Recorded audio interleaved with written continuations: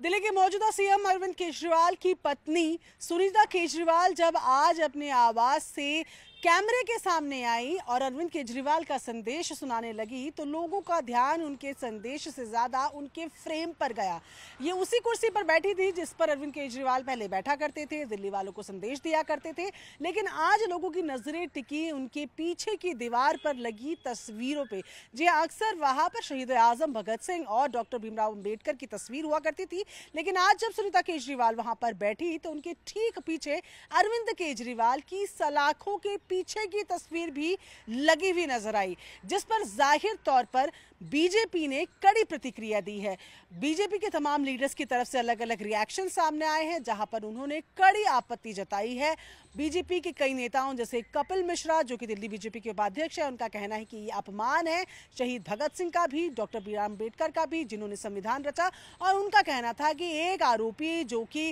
Under trial है, फिलहाल Tihar jail में है, उनकी तस्वीर को इस तरीके से लगाना शहीद का और डॉक्टर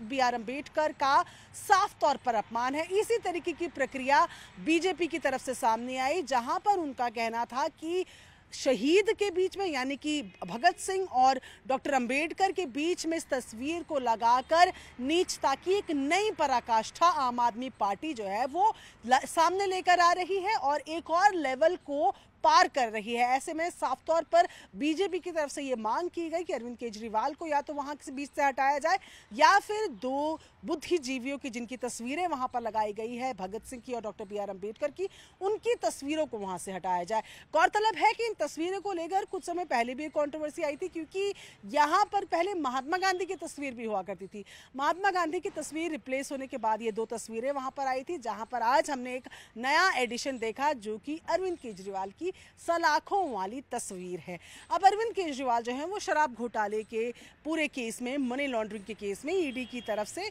उनको गिरफ्तार किया गया। अभी वो जेसी में है,